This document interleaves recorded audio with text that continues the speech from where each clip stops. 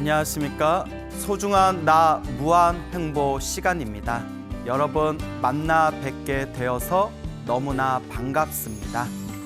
오늘도 여러분들께 재미난 이야기를 들려드릴까 합니다.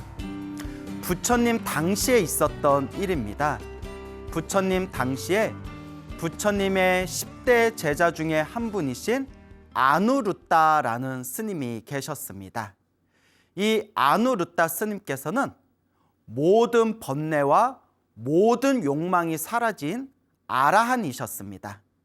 하루는 아누루따 스님께서 500명의 비구 스님들과 함께 당신의 고향인 카필라국에 가게 되었습니다. 카필라국은 석가모니 부처님의 고향이기도 합니다. 아누루따 스님께서 500명의 비구 스님들과 함께 당신의 고향이신 카필라국에 가셨을 때 그 카필라국에 있는 많은 아누루따의 친척들이 아누루따 스님에게 찾아와 삼배를 올리고 문안을 했다고 합니다. 아누루따 스님이 당신에게 찾아온 친척들을 찬찬히 살펴보면서 아누루따 스님께서 질문을 던집니다. 그런데 왜 이 자리에 나의 여동생인 로인이는 오지 않았습니까? 라고 질문을 던집니다. 아누루따 스님에게 여동생이 있었는데 여동생의 이름이 로히니라고 합니다. 그때 한 친척이 이렇게 대답합니다. 존자시여, 존자시여, 스님 중에서 덕이 높으시고 훌륭하신 스님을 높을 존자를 써서 존자시여, 존자여라고 부릅니다. 아누루따 존자시여, 스님의 여동생인 로이니는 얼굴과 몸에 너무나 심한 피부 발진이 생겼기 때문에 창피해서 이 자리에 오지 않은 겁니다. 얼굴과 몸에서 너무나 심한 피부 발진이 일어나서 이곳에 찾아오지 않았습니다. 아마 지금 집에 있을 겁니다. 라고 대답을 합니다. 그때 아누루따 스님께서 친척들에게 이야기합니다. 저의 여동생인 로이니에게 스님이 기다리고 있으니까 어서 오너라 라고 말을 전해 주십시오.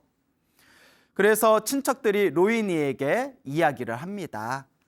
너의 속갓대 오빠였던 아누루따 스님께서 지금 와서 기다리고 계시니 어서 가서 인사를 드려라.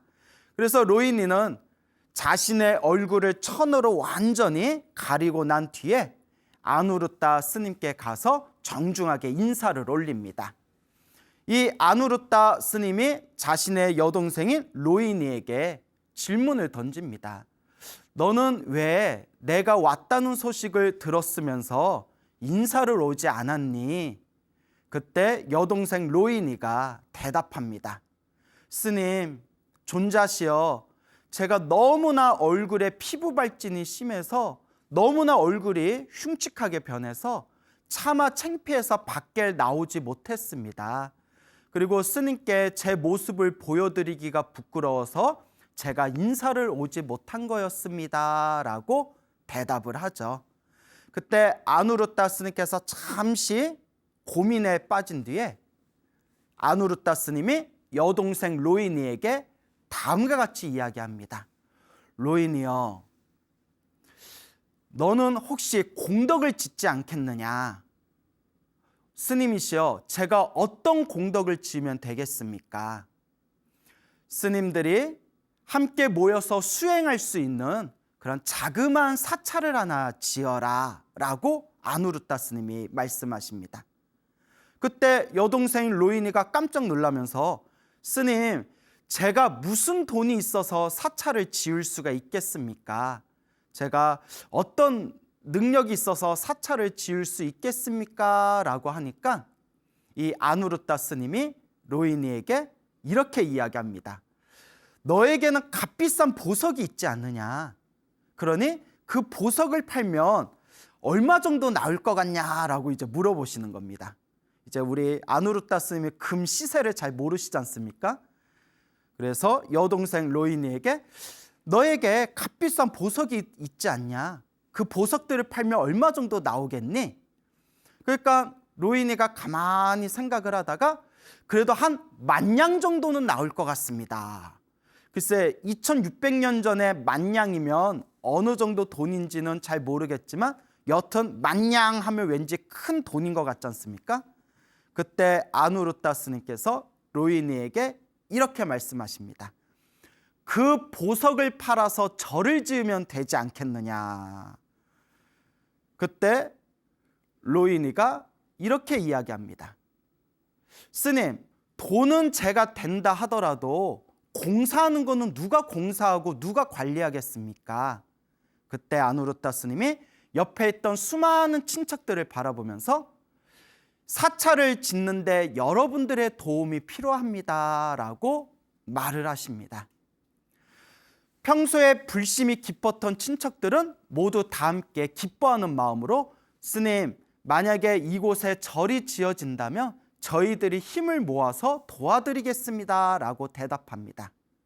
그리고 로이니도 흔쾌한 마음으로 자신의 보석을 팔아서 이 아누르타 스님 말씀대로 공덕을 짓기 위해 사찰을 짓겠다 마음을 먹게 됩니다. 근데 이게 참 쉬운 일이 아니죠.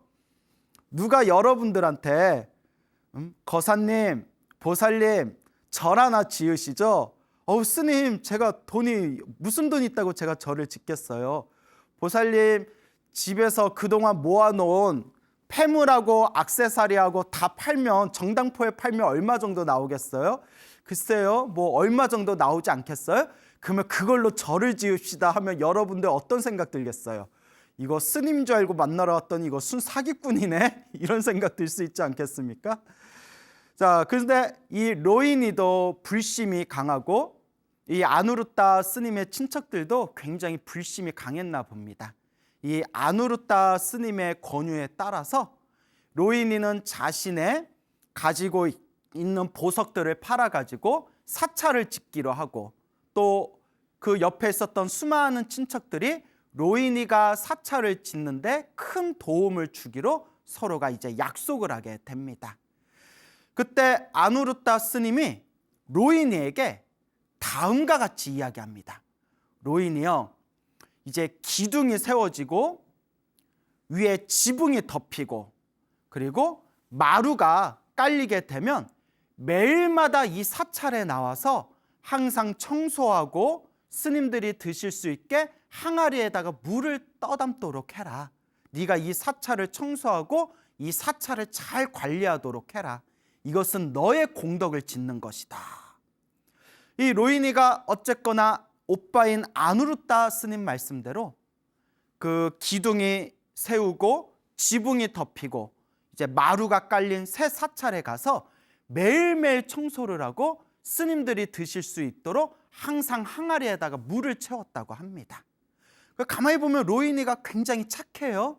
그렇죠? 아누르타 스님이 아무리 오빠라지만 스님이 시킨 일을 그렇게 자신의 보석을 팔아서 절을 짓고 매일마다 나와서 남의 집 사찰에서 매일 청소하고 항아리에 물을 채우는 게 그게 보통 일이 아니지 않습니까? 그러는 와중에 점점 로이니는 마음이 편안하게 가라앉고 놀랍게도 얼굴과 몸에 생기던 피부 발진이 점점 가라앉는 것을 느끼게 되었다고 합니다.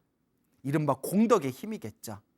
어쨌거나 사찰이 다 완공되고 난 뒤에 이 아누르타 스님이 석가모니 부처님과 수많은 스님들께 연락을 해서 그 사찰을 짓고 나온 그 첫날에 부처님과 스님들을 모두 그 사찰에 모셔 공양을 올리게 됩니다. 그래서 석가모니 부처님과 수많은 스님들이 그 카필라국의 로이니가 지은 사찰에 와서 맛있게 공양을 드시고 또한 수많은 신도들에게 법을 펼치시게 됩니다. 그때 석가모니 부처님께서 공양을 다 마치시고 난 뒤에 아누르타 스님에게 질문을 하십니다. 아누르타요, 아누르타요, 이 사찰은 누가 지은 것인가? 이 사찰은 누가 보시한 것인가? 그때 아누르타 스님이 부처님께 자초지종을 설명합니다. 예, 세존이시여, 저의 세속에 있을 때 저의 속가 여동생이었던 이 로이니가 보석을 팔아서 이 사찰을 짓게 되었습니다. 그때 석가모니 부처님께서 아누르타 스님에게 다시 묻습니다. 그러면 이 사찰의 대시주인 그대의 여동생 로이니는 지금 어디에 있는가? 예, 얼굴에 피부 발진이 많이 심해서 창피해서 아무래도 오늘 이 자리에 나오지를 않은 것 같습니다. 좀 낯을 가리는 성격입니다. 그때 부처님께서 말씀하십니다. 아누르타여, 로이니에게 부처님이 기다리고 있으니까 어서 이 자리에 오너라 라고 말을 전하거라. 자, 로이니가 그 소식을 듣고 차마 사람들이 많은 곳에 나가고 싶지 않았지만 부처님께서 기다리고 계신다는 말을 듣고는 세존께서 기다리고 계시는데 내가 어떻게 안 나갈 수가 있겠냐라는 그런 생각을 일으키게 됩니다. 그래서 또다시 얼굴에 천을 다 가리고 난 뒤에 부처님이 기다리고 계시는 사찰에 가게 됩니다. 사찰에 가서 부처님과 부처님 옆에 있는 수많은 거룩한 스님들께 삼배를 올리고 부처님 앞에 무릎을 꿇고 부처님께 절을 올립니다. 부처님께서 로이니에게 이렇게 질문을 합니다.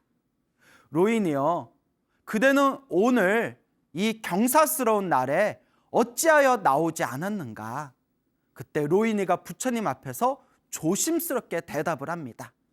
거룩하신 세존이시여, 부처님께서 보시다시피 제 얼굴에 너무 피부의 발진이 너무 심해서 피부병이 너무 심해가지고 사람들 보기가 너무 창피해서 오늘 사람들이 많이 모인 이 자리에 제가 차마 부끄러워 나오지를 못했습니다. 세존이시여.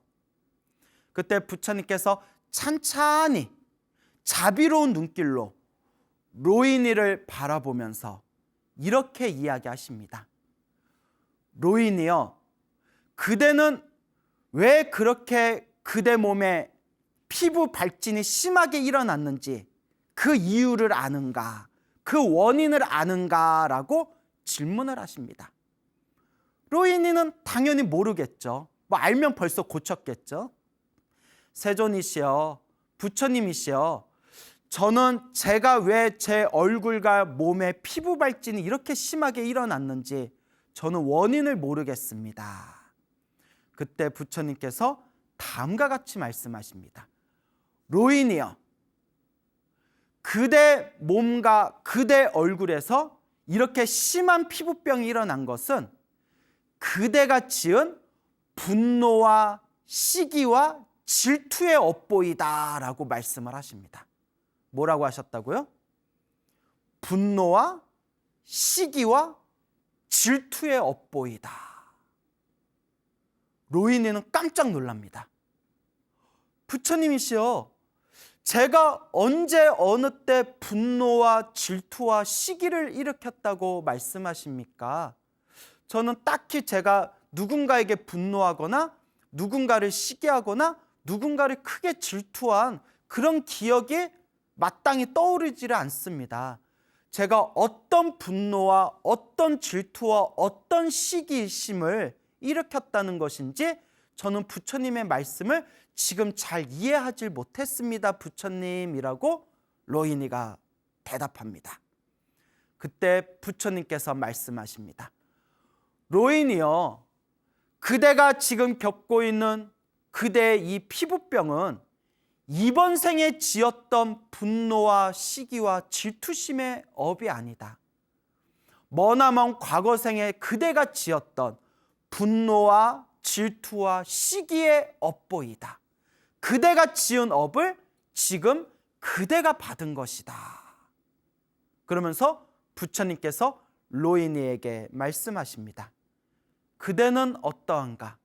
그대가 어떤 인연으로 지금 같은 이러한 피부병, 피부 발진에 걸렸는지 혹시 듣고 싶은가?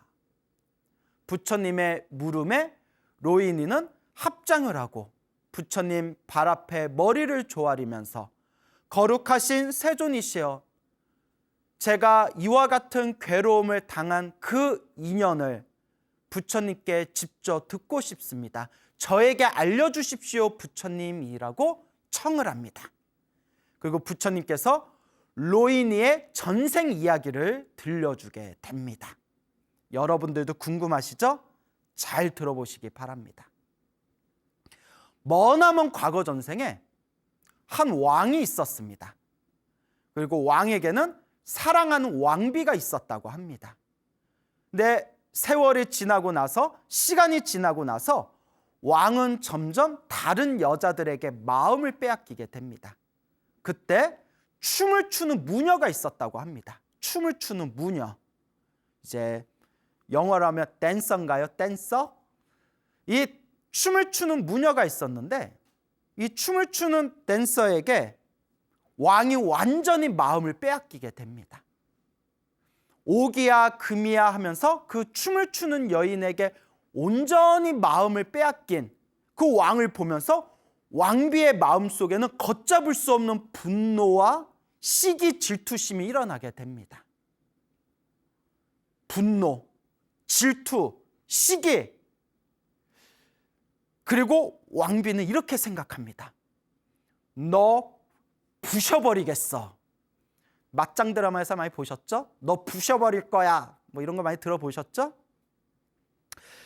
그리고 왕비는 꾀를 냅니다. 내가 어떻게 해야 저 춤을 추는 여인을, 내가 사랑하는 왕의 마음을 빼앗은 저 여자를 어떻게 내가 부셔버릴 것인가? 어떻게 내가 복수할 것인가? 그리고 왕비는 분노와 질투와 시기심에 눈이 멀어서 해서는 안 될 짓을 저지르게 됩니다. 왕비는 사람을 시켜서 사람에게 엄청난 가려움을 일으키는 약물을 하나 만듭니다. 사람 몸에 극심한 가려움증을 일으키는 약물을 독하게 약물을 만들어 가지고 그것을 가루로 만든 뒤에 이 약가루를 몰래 그 왕이 사랑하는 춤추는 여자의 침대와 이불에다가 그 약을 다 뿌려 놓습니다. 그리고 나서 궁전에서 그 춤추는 여인을 부릅니다. 잠깐 우리 대화나 한번 해보자 하고 부른 뒤에 그녀의 몸에다가 몰래 살짝 그 온몸에 극심한 가려움증을 일으키는 그 약가루를 뿌려버립니다. 그 약가루를 몸에 뒤집어 쓴 그 무인은 걷잡을 수 없는 가려움증에 온몸이 괴로워서 자신의 몸을 벅벅 긁습니다. 긁어도 이 가려움이 가라앉지를 않으니까 계속 긁다 보니까 어떻게 될까요? 살갗이 까지고 거기서 피가 나왔겠죠. 더 이상 참을 수 없었던 그 춤추는 여자는 자기 집에 간 뒤에 침대 위에 눕습니다. 그런데 아까 전에 그 침대에다가 왕비는 몸에 가려움증을 일으키는 그 약을 이미 뿌려놓은 상태였습니다. 너무나 가렵고 힘들고 괴롭고 너무나 지쳐서 침대에 누웠는데 침대에조차 그 약가루들이 뿌려져 있었던 겁니다. 걷잡을 수 없는 극심한 가려움증에 이 춤추는 여인은 온몸을 박박, 온 얼굴을 박박 긁으면서 엄청난 괴로움에 허덕였다고 합니다. 그리고 부처님께서 말을 마치시면서 로히니에게 이렇게 이야기하십니다. 로히니야, 지금 나의 이야기를 잘 들었느냐? 그때 분노와 시기심과 질투에 눈멀었던 그 왕비가 로히니야, 바로 너의 전생의 모습이었다. 로히니야, 너는 그 전생에 왕비로 있었을 때 한 여자에 대한 분노와 질투와 시기심으로 인해서 그녀의 몸에 해서는 안 될 못쓸 짓을 저질렀다. 그때 업보가 남고 남아 있어서 지금 이번 생의 로히니야, 너의 몸에 그토록 너를 힘들고 괴롭게 하는 피부병이 생기게 된 것이었다 라는 말씀을 하십니다. 로이니도 깜짝 놀라고 그 자리에 모였던 수많은 불자들도 그 이야기를 듣고 깜짝 놀랍니다. 세상에 일어나는 이 모든 일들이 다 내가 지었던 업보의 인연이었던 것입니다. 그리고 부처님께서 로이니에게 마지막으로 다음과 같은 개송을 설하십니다. 부처님께서 로이니와 수많은 불자들 앞에서 다음과 같은 개송을 설하십니다. 분노와 교만을 버리고 모든 족쇄를 극복하라. 몸과 마음에 집착하지 않고 번뇌가 없는 사람에게 괴로움이 생기지 않는다 라는 개송을 듣는 순간 그 자리에 있는 수많은 불자들이 깨달음을 얻었고, 그 자리에서 부처님의 가르침을 들은 로이니는 그 자리에서 수다원가를 얻게 되었다라고 기록되어 있습니다. 수다원가는 번뇌와 욕망이 완전히 사라진 거룩한 성자를 뭐라고 했죠? 아라한이라고 했죠. 아라한이 되는 데는 4단계가 있습니다. 1단계가 수다원, 2단계가 사다함, 3단계가 아나함, 그 다음에 마지막 4단계가 아라한입니다. 그래서 1단계 수다원과를 얻으면, 수다원의 깨달음을 얻으면, 수다원과를 얻은 그 순간부터 7생 안에, 몇 생 안에? 7번의 생 안에 아라한이 될 수 있는 자격을 얻게 된다고 합니다. 그러니까 로이니는 부처님의 법문을 듣고 그 자리에서 수다원가를 얻었고, 그리고 앞으로 7번 태어나고 7번 죽는 안에 아라한이 될 수 있는 거룩한 자격을 얻게 된 것입니다.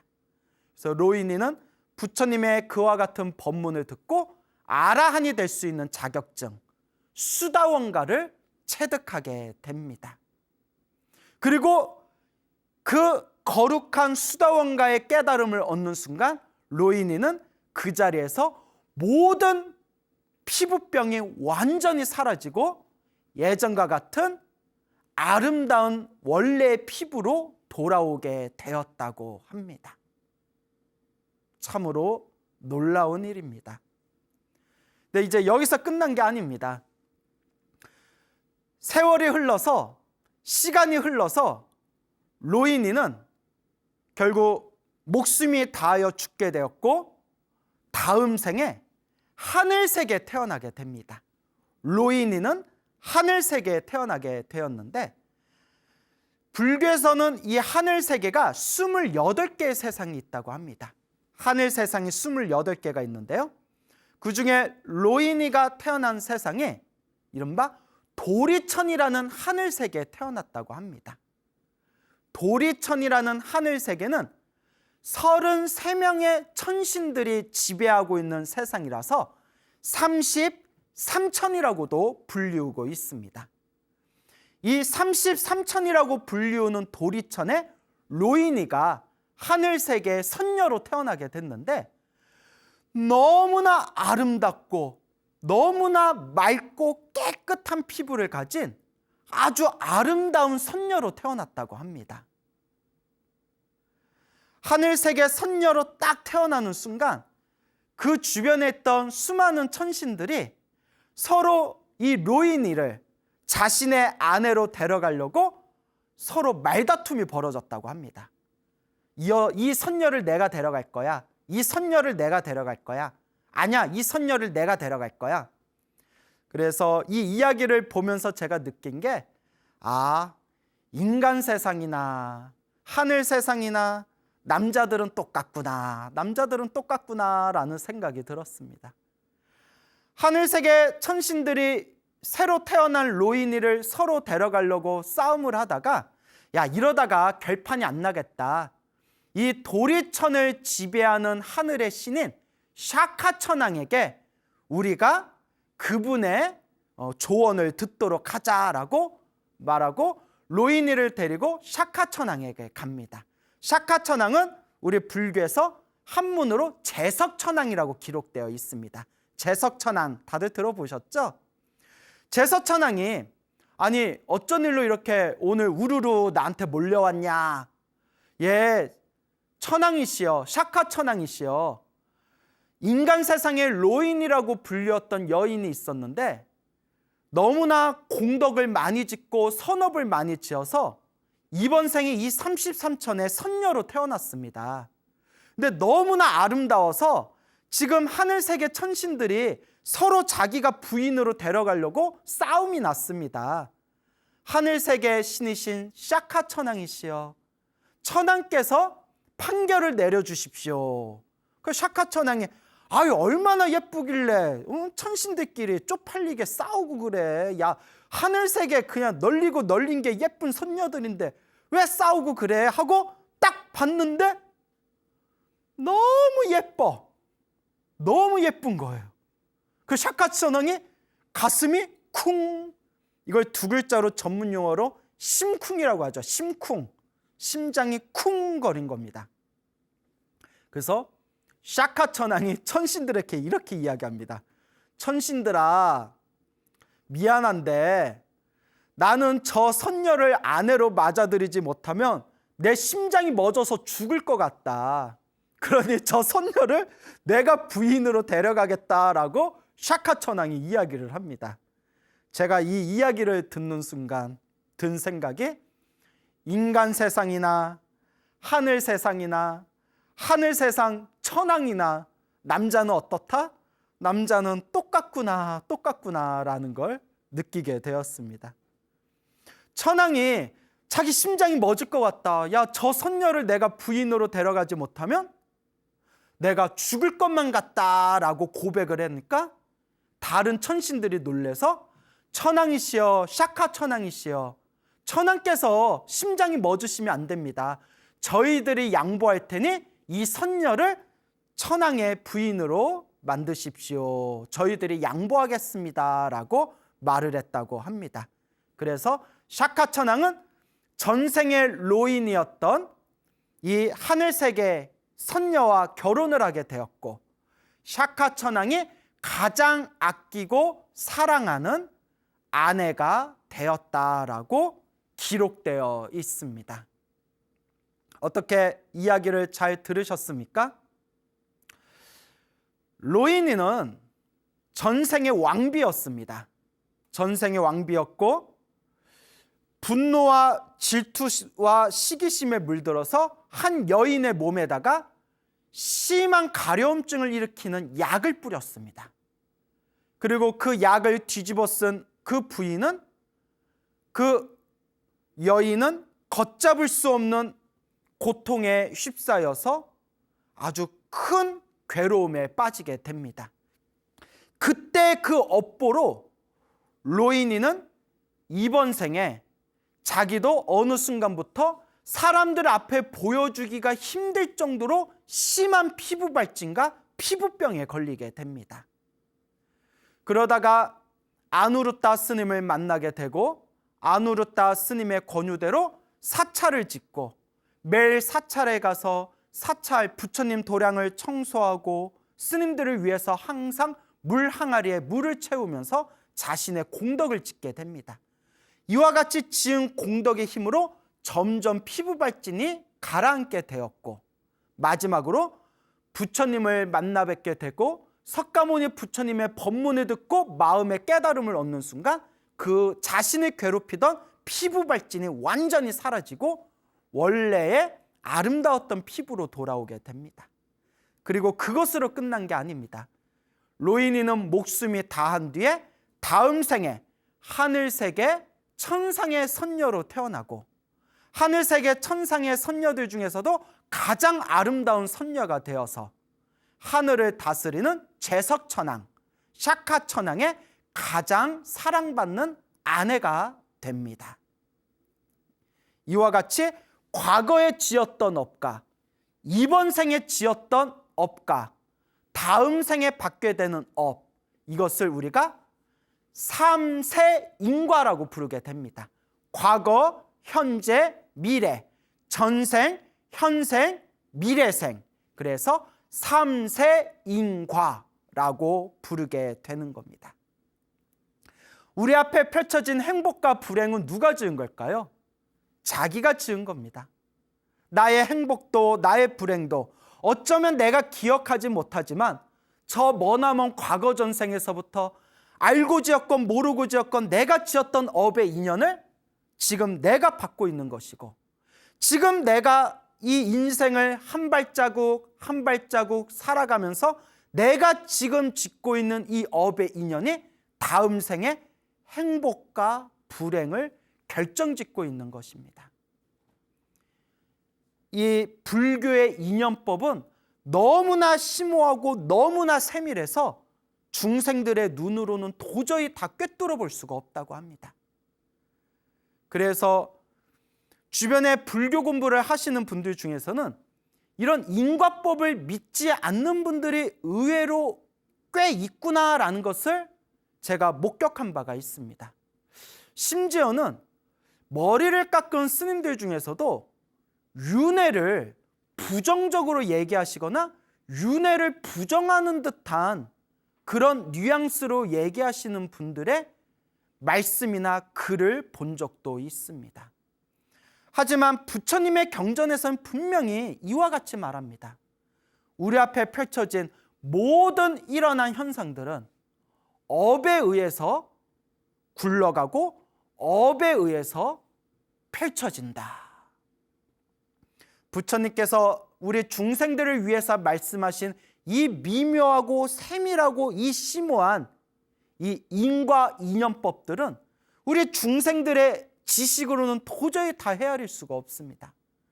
바야흐로 부처님께서 보리수 나무 아래에서 중생들의 모든 전생들을 무한에서 무한까지 꿰뚫어 볼 수 있었던 숙명통과 천안통을 얻으셨기 때문에 이와 같이 모든 중생들의 일어나고 사라지는 인연과 업보와 인과법을 완벽하게 꿰뚫어 보시고 우리들에게 설법해 주신 겁니다. 그런데 보잘것없는 우리의 지식으로 부처님이 말씀해 주신 인연법과 이 인과법이 이해되지 않는다고 해서 어찌하여 우리가 짓고 있는 이 윤회의 흐름 속의 인과법을 부정할 수가 있겠습니까? 팔만대장경 그 모든 부처님 가르침의 가장 밑바닥이 바로 윤회와 인과법입니다. 부처님의 깨달음과 부처님의 교리와 부처님의 가르침은 너무나 심오하지만 그 뿌리의 가장 기본적인 밑바탕, 수학으로 치자면 수학의 가장 기본인 더하기 빼기와 같은 가장 기본적인 사칙 연상, 이와 같은 모든 기초와 기본이 되는 교리가 바로 윤회와 인연법, 인과법이 되는 것입니다. 부처님께서 이와 같이 우리 중생들에게 그대들이 지금 받고 있는 좋은 일도 나쁜 일도 그대들이 지은 업이었고, 그대들이 앞으로 미래에 받게 될 행복과 불행도 지금 그대들이 선택하고 있는 그대들 업에 의해서 그대들의 미래가 펼쳐지게 될 것이다 라고 우리들에게 설법하고 계시는 겁니다. 이와 같은 이야기를 들으면서 우리 불자들은 항상 마음으로 다짐하셔야 됩니다. 내가 과거 전생에서부터 알고 지었건 모르고 지었건 내가 지은 악업이 있다면 내가 이번 생에 나의 악업을, 나의 나쁜 업을 조금이라도 소멸하리라. 지금 내가 살아가면서 나에게 힘들고 괴로운 일이 닥친다면 이것 또한 내가 지었던 업이기 때문에 이번 생에 숙제와 빚으로 알고 이것을 잘 닦아가겠노라. 내가 지은 업은 반드시 내가 받기 때문에 지금 이 순간, 현재 이 순간, 이번 생에 나는 더 이상 악업을 짓지 않도록 노력하고 끊임없이 복과 선업과 공덕을 지어 나가겠노라 라고 불자는 끊임없이 자신의 마음을 닦고 닦아 나아가야 됩니다.